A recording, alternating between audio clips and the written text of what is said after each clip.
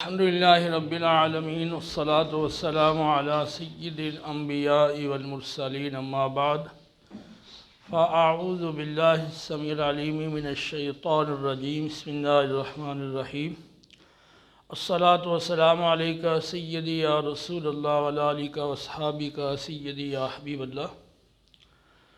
گزشتہ درس میں ہم نے اصحاب فرائض کے حصے جو متعین اور مقرر ہیں، نصف، ربع، ثمن اور ثلثان، ثلث، سدس، ان کے بارے میں پڑھا تھا۔ ان کی کچھ باہمی تضعیف اور تنصیف کی اور باہمی جمع تفریق کی مشق کی تھی، اور اس سے پہلے اسبات آپ پڑھ چکے ہیں۔ تو اسبات بنفسہ، بغیرہ اور مع غیرہ، ان تینوں قسموں کو آپ نے پیش رکھنا ہے۔ اس کے سامنے رکھ کر پھر ہمارا یہ سلسلہ احوال کا چلے گا۔ تو احوال اصحاب فرائض، یعنی جن افراد کے حصے قرآن و سنت اور اجماع میں متعین کر دیے گئے ہیں، تو ان کے احوال کہ ان کو کس حالت میں کون سا حصہ ملے گا، یہ اس کی تفصیل ہم شروع کر رہے ہیں۔ تو پہلی بات یہ ذہن میں رکھ لیں کہ جو میراث کی کتب عامہ ہیں، ان کی ترتیب اور ان کا طریقہ وہ اپنا ہے، اور ہماری ترتیب اور طریقہ یہ ان کتب سے کچھ مختلف ہے۔ لیکن انشاءاللہ یہ طریقہ جب آپ سمجھ لیں گے تو اس طریقے میں کئی فوائد ہیں جو ان طریقوں سے حاصل نہیں ہوتے۔ اور دوسری بات یہ ہے کہ یہ طریقہ جاننے کے بعد وہ طریقے بآسانی آپ وہ سمجھ سکتے ہیں، اور اس کے مطابق بھی آپ یہ احوال کو بیان بآسانی کر سکتے ہیں۔ میں نے یہ پہلے لکھا ہے کلیہ، یعنی اصحاب فرائض کے جو احوال ہیں ان کے لیے ایک کلیہ میں نے یہ رکھا ہے کہ سب سے پہلے ہم حالت جو محجوب ہے اس کو ہم بیان کریں گے کہ وہ محجوب ہے یا نہیں۔ اگر محجوب ہے تو اس کے لیے حاجب کون سا ہے۔ تو محجوب کی ہم تلاش کریں گے۔ اسبات بنفسہ کا جو ٹیبل تھا، جزء میت جس میں بیٹا پوتا، اور اصل میت جس میں باپ جد صحیح، اور جزء اب المیت جس میں حقیقی بائی، علاتی بائی، حقیقی بتیجا، علاتی بتیجا، اور جزء جد المیت حقیقی چچا، علاتی چچا، حقیقی چچا داد بھائی، علاتی چچا داد بھائی، آگے پھر یہی چوتھی صنف والے رشتے میت کے باپ کے اور پھر میت کے دادا کے۔ تو یہ ٹیبل آپ نے سامنے رکھنا ہے، اور اس میں نے بتایا تھا کہ جو ہر فرد ہے وہ اس کے لیے جو ماقبل ہیں وہ اس کے لیے حاجب ہیں۔ ماقبل کیا ہے اس کے لیے؟ تو وہ اس کے ماقبل آپ نے دیکھ لینے ہیں۔ تو اگر ماقبل کوئی ایک بھی موجود ہے تو وہ محجوب ہو جائے گا۔ تو یہ محجوب آپ نے اسبات بنفسہ ہی کے ٹیبل اور اس کے جدول کی مدد سے یہ محجوب والی حالت معلوم کرنی ہے کہ یہ محجوب ہے یا نہیں۔ اگر محجوب، اچھا پہلی حالت محجوب، اس کے بعد دوسرے نمبر پر اسبا۔ محجوب والی حالت کے بعد دوسرے نمبر پہ آپ نے دیکھنا ہے کہ اسبا ہے یا نہیں ہے۔ تو اقسام اسبات نسبیہ، اقسام اسبات اسبا سببی کو نکال دیں۔ جو اسبات نسبیہ ہیں ان کی تین قسمیں ہیں: بنفسہ، بالغیر، مع الغیر۔ اسبا بنفسہ، اسبا بالغیر، اسبا مع الغیر، یہ تین قسمیں ہیں۔ ان کے اندر آپ نے تلاش کرنا ہے۔ پہلے اسبات بنفسہ میں دیکھ لیں، تو اگر مرد ہے تو ان میں آپ دیکھ لیں، ٹھیک ہے، ان میں عورت کوئی نہیں آتی۔ اسبات بنفسہ میں عورت، اور جو بغیر ہی مع غیر ان میں عورتیں ہیں، ان میں مرد کوئی نہیں ہے۔ تو اگر مرد ہے تو اسبات بنفسہ کی ٹیبل میں دیکھیں۔ اسبات بنفسہ کی ٹیبل میں اگر وہ آ جاتا ہے، ٹھیک ہے، یعنی بیٹا ہے یا پوتا ہے یا باپ ہے یا جد صحیح ہے یا حقیقی بائی، علاتی بائی، حقیقی بتیجا، علاتی بتیجا، حقیقی چچا، علاتی چچا، حقیقی چچا داد بھائی، علاتی چچا داد بھائی، ان میں آ جاتا ہے تو اسبا بن جائے گا۔ اچھا اگر عورت ہے تو پھر اسبا بالغیر اور مع الغیر میں دیکھ لیں، ٹھیک ہے۔ تو اب اسبات بنفسہ ہی میں آئے گا صرف باپ اور جد صحیح، ٹھیک ہے، اور ان میں کوئی نہیں آئے گا۔ اچھا اسبا بنفسہ ہی کے بعد اسبا بالغیر میں کتنی عورتیں ہیں؟ 4۔ اسباب بالغیر کی آپ نے تعریف پڑھی ہے، وہ 4 عورتیں یعنی بیٹی، پوتی، حقیقی بہن، لاتی بہن، جو اپنے بھائی کی موجودگی میں اسباب بنتی ہیں، ٹھیک ہے، اور ان کے درمیان پھر تقسیم ہوتی ہے للذکر مثل حظ الانثیین، مذکر کے لیے 2 منصوں کے برابر حصہ ہے۔ تو اگر ان کا بھائی نہ ہو، پھر یہ ایک ہو تو نصف اور ایک سے زیادہ ہو تو ثلثان لیتی ہیں۔ تو اسباب بالغیر، پھر اسباب مال غیر یعنی میت کی وہ 2 عورتیں یعنی میت کی حقیقی بہن، لاتی بہن، جو میت کی بیٹی یا پوتی کی موجودگی میں اسباب بنتی ہیں۔ تو اگر عورت ہے تو ان میں دیکھ لینا ہے، بالغیر میں دیکھ لیں، وہ ہے تو اسباب بالغیر بن جائے گی۔ پھر مال غیر میں دیکھ لیں، اگر مال غیر میں بھی ہے تو پھر اسباب مال غیر بھی بن جائے گی، ورنہ کے لیے اسباب بالغیر۔ تو اسباب کو آپ نے اسباب بنفسی بغیر ما غیری میں دیکھ کے آپ نے متعین کرنا کہ یہ اسباب ہے یا نہیں۔ تو 2 قسمیں بن سکتی ہیں، اسباب بالغیر، اسباب بنفسی بھی ہو سکتا ہے، بالغیر بھی ہو سکتا ہے، مال غیر بھی ہو سکتا ہے، ٹھیک ہے۔ اور اس کے بعد تو اس میں مطلب کون آئے گا، یعنی اسباب بنفسی میں باپ آئے گا یا جد صحیح آئے گا جب ان کے حوال بیان ہوں گے۔ اور اسباب بالغیر میں وہ 4 عورتیں ہیں، بیٹی، پوتی، حقیقی بہن، لاتی بہن، وہ آ سکتی ہیں، وہ آئیں گی۔ مال غیر میں صرف حقیقی بہن، لاتی بہن آئے گی، ٹھیک ہے۔ تو محجوب کے بعد آپ نے اسباب والی حالت وہ چیک کرنی ہے۔ محجوب پہلے نمبر پہ محجوب، دوسرے نمبر پہ اسباب، تیسرے نمبر پہ ذی فرض، کہ بحیثیت ذی فرض ان کے لیے کون سا حصہ ہے۔ تو یہ جو 4 عورتیں ہیں، حقیقی بہن، لاتی بہن، بیٹی، پوتی، حقیقی بہن، لاتی بہن، جو اسباب بالغیر میں آتی ہیں نا 4 عورتیں، ان کے حصے جو ہیں بحیثیت ذی فرض کے جو متعین ہیں وہ یہاں ذکر کر دیے گئے ہیں کہ ایک ہے تو نصف، ایک سے زیادہ ہے تو ثلثان، ٹھیک ہے، وہ حصے ان کے لیے ہیں۔ تو یہ کلیہ ہے کہ پہلے آپ نے حالت محجوب ذکر کرنی ہے، اس کے بعد اسباب والی حالت، اس کے بعد ذی فرض والی حالت آپ نے ذکر کرنی ہے۔ یہ ہر جگہ آپ نے اسی ترتیب سے چلنا ہے، ٹھیک ہے، ہاں۔ تو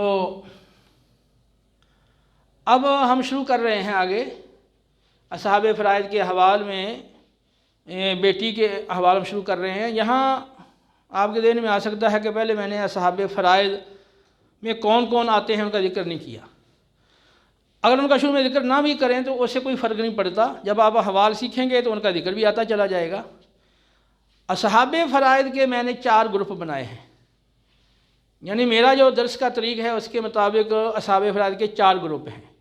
پہلا گروپ میں وہ 4 عورتیں ہیں جو اسباب بالغیر میں آتی ہیں، یعنی بیٹی، پوتی، حقیقی بہن، لاتی بہن، یہ پہلا گروپ ہے اصحاب فرائض کا۔ دوسرا گروپ ہے زوج اور زوجہ کا، ٹھیک ہے۔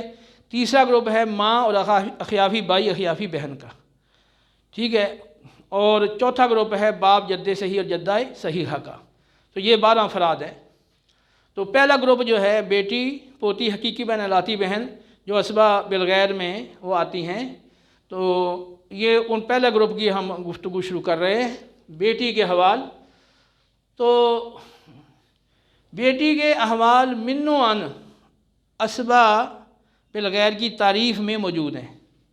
اسباب بالغیر کی تعریف میں کیا ہے کہ اگر یہ جو بیٹی ہے، پوتی، حقیقی بہن، لاتی بہن، ان کا بھائی نہ ہو، تو بھائی نہ ہو تو کیا ہوتی ہیں، اپنا بھائی ہو تو اسباب بالغیر بھائی کی وجہ سے، اور تقسیم ہوگی للذکر مثل حظ الانثیین۔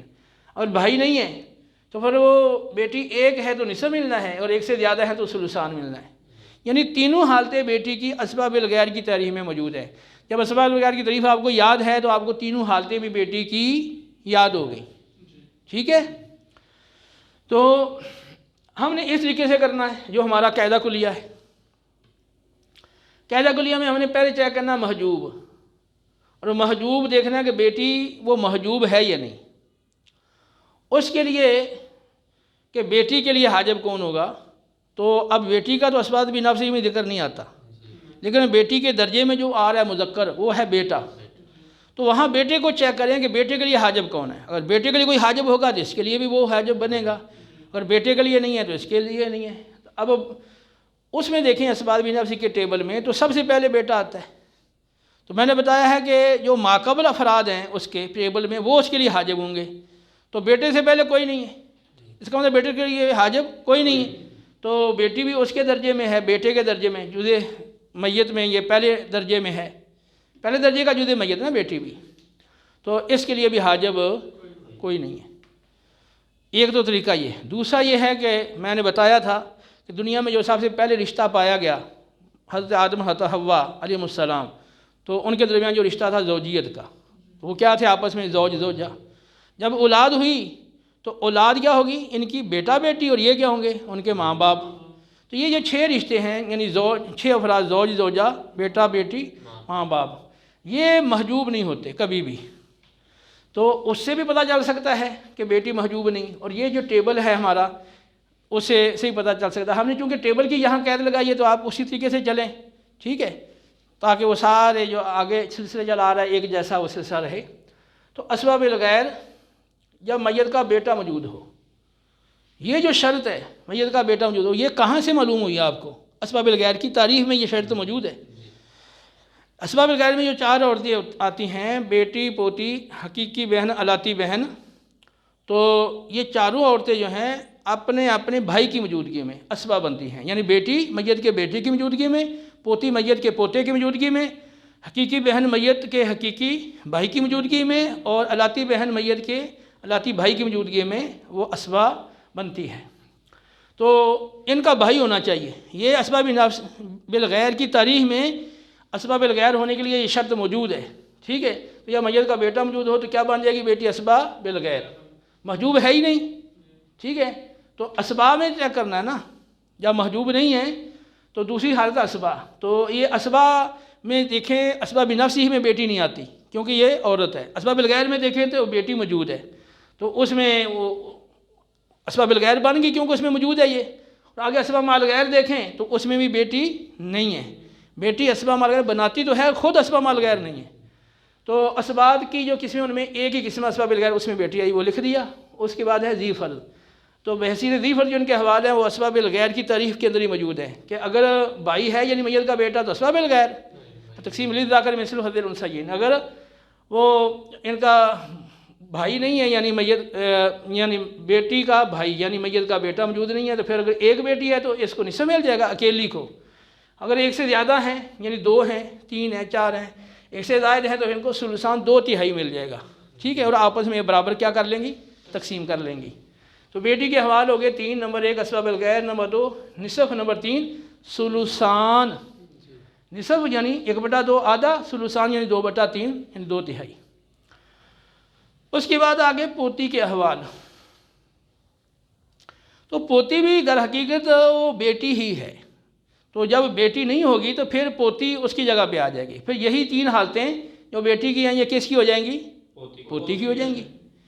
یعنی میت کا اگر پوتا موجود ہے تو یہ اسباب الغیر بن جائے گی، پوتا موجود نہیں ہے تو پھر ایک پوتی ہے تو نصف، ایک سے زیادہ پوتی ہے تو ثلثان۔ یعنی اگر بیٹیاں نہ ہوں، بیٹا بیٹی نہ ہوں، پھر پوتیاں اس درجے میں آ جاتی ہیں۔ تو اگر بیٹی موجود ہے تو پھر ظاہر سی بات ہے کہ پوتی کا درجہ تو بعد میں ہے نا، تو میراث میں جو ہے وہ چونکہ اقرب ہے میت کے بیٹی تو وہ مقدم ہے، ٹھیک ہے۔ تو پوتی کے حوالے بھی اسی ترتیب سے لے کے چلیں گے۔ پہلے محجوب، تو محجوب میں دیکھیں کہ اسباب نفس ہی کے ذریعے سے ہم نے محجوب پہچاننا ہے کہ یہ اس کے لیے حاجب کون ہے۔ تو پوتی کے لیے حاجب وہی ہوگا جو پوتی کا بھائی جو اس میں موجود ہے، پوتا اس کے لیے حاجب۔ تو وہاں دیکھیں کہ پوتا کہاں آ رہا ہے، جزء میت میں آ رہا ہے پوتا، بیٹے کے بعد پوتا ہے۔ تو پوتے سے پہلے جو افراد ہیں وہ اس کے لیے حاجب ہے، تو پہلے اکیلا بیٹا ہی ہے نا، تو پوتے کے لیے بیٹا حاجب ہے تو پوتی کے لیے بھی بیٹا حاجب ہوگا۔ لہذا محجوب ہونے کے لیے شرط یہ ہے کہ میت کا بیٹا موجود ہو، ٹھیک ہے، تو اس وقت پوتی کیا ہو جائے گی؟ محجوب ہو جائے گی۔ محجوب والی حالت ہوگی۔ آگے ہے اسباب۔ تو اسباب میں آپ اس کو چیک کر لیں، اسباب بھی نفس ہی میں تو یہ نہیں آ سکتی، وہ تو مرد ہیں سارے۔ اسباب بالغیر میں چیک کریں تو اسباب بالغیر میں جو 4 عورتیں ہیں، بیٹی، پوتی، حقیقی بہن، لاتی بہن، ان میں یہ موجود ہے، ٹھیک ہے۔ اسباب بالغیر یہ بنے گی، ایسا یہ اسباب بالغیر بنی ہے، تو وہ بھی اپنے بھائی کی موجودگی میں، یہ بھی اپنے بھائی کی موجودگی میں۔ جو بیٹی کا بھائی تھا وہ میت کا بیٹا تھا، یہ پوتی کا بھائی میت کا پوتا ہوگا، تو جب میت کا پوتا موجود ہو تو یہ پوتی کیا بن جائے گی؟ اسباب الغیر۔ آگے اسباب الغیر میں چیک کر لیں تو جو اسباب مع الغیر میں حقیقی بہن، علاتی بہن آتی ہے، پوتی جو ہے وہ بیٹی کی طرح اسباب مع الغیر بناتی تو ہے، خود اسباب مع الغیر نہیں ہے، لہذا صرف ایک ہی قسم بنی، اسباب بالغیر۔ محجوب کے بعد ہو گیا اسباب کے بعد ذی فرض۔ اب بحیثیت ذی فرض ان کے لیے جو حصے ہیں، تو وہ دیکھیں اسباب الغیر کی ترہیم میں کہ اگر یہ جو 4 عورتیں ہیں اگر اسباب نہ ہوں تو کیا ہوتا ہے، پھر ان کو کیا ملتا ہے؟ بحیثیت ذی فرض نصف اور ثلثان، تو وہ اسے نصف اور ثلثان ہے، لیکن وہ اس وقت ہوگی جب یہ بیٹا بیٹی نہ ہوں گے، تو پھر پوتی کے لیے ہوگا 1 ہے تو نصف سے زیادہ ثلثان، لیکن اگر بیٹی موجود ہے تو پھر وہ مقدم ہے۔ تو اگر 1 سے زائد بیٹیاں ہیں تو وہ کتنا لے لیں گی؟ 1 سے زائد اگر بیٹیاں ہیں تو ثلثان لے لیں گی، تو بیٹیوں کے لیے ثلثان مقرر ہے زیادہ سے زیادہ بحیثیت ذی فرض کے۔ تو اب بیٹیاں بھی چونکہ یا پوتیاں بھی بیٹیاں ہی ہیں، تو اب بیٹیاں چونکہ پوتیوں سے درجے میں پہلے ہیں، ٹھیک ہے، تو اب بیٹیاں جب 1 سے زائد ہیں، انہوں نے جو بیٹیوں کے لیے مقررہ حصہ تھا قرآن میں، سنت میں، اجماع میں جو مقررہ حصہ تھا ثلثان، وہ پورا کا پورا لے لیا۔ تو جب پورا لے لیا تو اب پوتیوں کے لیے کچھ بچا نہیں، تو بحیثیت ذی فرض محجوب جب میت کی 1 سے زائد بیٹیاں ہوں، میت کی 1 سے، تو پورا ثلثان لے لیں گی، بحیثیت ذی فرض ان کے لیے ثلثان ہی تھا زیادہ سے زیادہ، تو وہ پورا لے لیا جب بیٹیوں نے، ان کے لیے کچھ نہیں بچا، تو یہ بحیثیت ذی فرض محجوب ہے، ٹھیک ہے۔ اگر پوتا تھا، ان کے ساتھ پوتا ہو تو اسباب الغیر تو ان کو بنا دے گا، یعنی یہ حالت ان کی بن سکتی ہے۔ اگر یہ نہیں ہے تو پھر یہ صورت دیکھیں گے، اگر 2 بیٹیاں ہیں یا 2 سے زیادہ، تو یہ بحیثیت ذی فرض محجوب ہے، ٹھیک ہے۔ اور ہم نے یہ ترتیب رکھی ہے کہ ہر پہلی جو حالت ہے وہ نہ ہو تو پھر اگلی حالت آئے گی، وہ نہ ہو تو پھر اگلی حالت آئے گی، ٹھیک ہے۔ اب بحیثیت ذی فرض 2 بیٹیاں نہیں ہیں، صرف 1 ہی بیٹی ہے، تو 1 بیٹی کتنا لے لے گی؟ زہر اوپر گزرا ہے، نصف لے لے گی 1 بیٹی۔ اب زیادہ زیادہ مقرر کتنا تھا ان کے لیے؟ ثلثان۔ تو ثلثان میں نے پہلے آپ کو جو مشق کروائی تھی اس میں بتایا تھا 2/3 یہ برابر ہے 1/6 جمع 1/6 جمع 1/6 جمع 1/6، تو پھر جو یعنی 4 سدس، اور 3 سدس کس کے برابر ہیں؟ نصف کے برابر ہے، تو گویا کہ ثلثان مساوی ہے 1/2 جمع 1/6۔ تو اب نصف، اگر ثلثان میں سے نصف نکال دیں بیٹی کا تو باقی کتنا بچے گا؟ سدس بچے گا۔ تو جب 1 بیٹی یا نصف وہ لے لے گی تو باقی ثلثان میں سے بچ گیا سدس، وہ ان کو ملے گا، کیونکہ ان کے لیے ثلثان مقرر ہے نا زیادہ سے زیادہ، تو ثلثان میں نصف وہ لے گی بیٹی، تو سدس ان کے لیے بچا۔ تو یہ حالت اس وقت ہوتی ہے یا بیٹی 1 ہو۔ اچھا، اگر بیٹیاں ہوئیں نا، 1 بیٹی بھی نہیں ہے، پھر کیا ہوگا؟ جب میت کی بیٹی نہ ہو تو پوتی صرف 1 ہے تو نصف مل جائے گا، اور اگر بیٹی کوئی نہیں ہے اور پوتیاں 1 سے زائد ہیں تو کتنا مل جائے گا؟ ثلثان، ٹھیک ہے۔ تو پوتیاں یہ بیٹیاں ہی ہیں، لیکن بیٹیوں کا درجہ پہلے ہے، لہذا ان کو پہلے ملے گا، اور ان کے لیے بچے گا تو ان کو ملے گا، وگرنہ نہیں ہوگا۔ تو اگر بیٹیاں نہیں ہیں تو پھر تو یہی 3 حالتیں، اسباب الغیر، نصف، ثلثان، یہی ان کے لیے بن جائے گی۔ یہاں دیکھیں اسباب الغیر یہ ہے اور آخر میں نصف ثلثان ہے۔ تو اگر بیٹا موجود ہے تو پھر یہ محجوب ہے، اگر بیٹیاں ہیں 2 ہیں تو بحیثیت ذی فرض موجود، اگر 1 بیٹی ہے تو سدس، تو اگر بیٹا بھی نہیں ہے تو محجوب نہ ہوئے، بیٹیاں بھی نہیں ہیں تو نہ بحیثیت ذی فرض محجوب ہے نہ سدس ہیں، باقی کیا بچ گیا؟ اسباب الغیر، نصف، ثلثان۔ سمجھ آ رہی ہے بات؟ تو محجوب ہو رہی ہیں بیٹے کی وجہ سے، یعنی پہلی حالت ان کی بیٹے کی وجہ سے بن رہی ہے، دوسری یا تیسری جو حالت یہ تیسری اور چوتھی جو حالت ہے یہ بن رہی ہے بیٹیوں کی وجہ سے۔ تو اگر بیٹا بھی نہیں ہے، بیٹیاں بھی نہیں ہیں، تو پھر پہلی حالت بھی نہ بنی، تیسری بھی نہ بنی، چوتھی بھی نہ بنی، پھر کیا بن گیا؟ اسباب الغیر، نصف، ثلثان، وہی آ گیا، اسباب الغیر، نصف، ثلثان۔ سمجھ آ گئی ہے؟ تو یہ ترتیب سے آپ نے رکھنا ہے، اور اسی طریقے سے محجوب کو آپ نے اسباب بنفسی ہی سے دیکھنا ہے کہ اس کے لیے حاجب کون ہے، اور اسباب بنفسی ہی میں دیکھ لیں، پھر بالغیر میں دیکھ لیں، پھر مال غیر میں دیکھ لیں، ان میں اگر ہے تو اسباب بنے گا، وگرنہ نہیں۔ اس کے بعد ذی فرض ہیں، تو یہاں ان کے لیے جو ان 4 عورتوں کے لیے جو حصے ہیں وہ ہیں نصف اور ثلثان، اور اسباب الغیر کی طریق میں جیسا کہ موجود ہے، ابھی اسباب الغیر نہیں ہے تو پھر 1 ہے تو نصف، 1 سے زیادہ تو ثلثان، لیکن بیچ میں یہ 2 حالتیں اور آ گئیں۔ تو اب یہ ہے کہ یہ تو حالتیں وہاں بیان نہیں ہوئی نا، وہاں تو یہ نصف ثلثان ہے، تو یہ 2 حالتیں اس طرح سے نکل آئیں کہ بیٹی اور پوتی یہ ایک ہی کیٹیگری کی کہ یہ وارث ہیں، لیکن بیٹی کا درجہ پہلے ہے، تو درجے میں جو مقدم ہے پہلے اس کو ملنا ہے، باقی بچے گا تو ان کو ملنا ہے۔ اگر وہ اوپر والا اسبا ہوتا پھر تو ان کو ملتا ہی نہیں، وہ تو سارا ہی لے لیتا ہے۔ اگر وہ ذی فرض ہے تو اپنا حصہ لے گا نا، تو باقی کا نیچے آئے گا۔ تو جو ان کے لیے مقرر ہے زیادہ سے زیادہ حصہ وہ ثلثان ہے، نصف اور ثلثان، زیادہ ثلثان ہے نا، یہ زیادہ سے زیادہ ہے۔ تو یہ اگر بیٹیاں ہیں دو یا زیادہ تو پورا ثلثان لیں گی، ان کے لیے کچھ نہیں بچتا، اور اگر بیٹی ایک ہے تو پھر وہ نصف لے لیکن ان کے لیے سدس بچتا ہے، ٹھیک ہے۔ اگر وہ بیٹیاں نہیں ہیں تو پھر آگے نصف اور ثلثان، ایک ہے تو نصف، ایک سے زیادہ تو ثلثان، ٹھیک ہے۔ اس کو آپ اچھی طرح کر لیں، پھر اس کے بعد اگلے درس میں اگلے جو عورتیں ہیں حقیقی بہن اور علاتی بہن، ان کے حوالہ آپ کو کراتا ہوں۔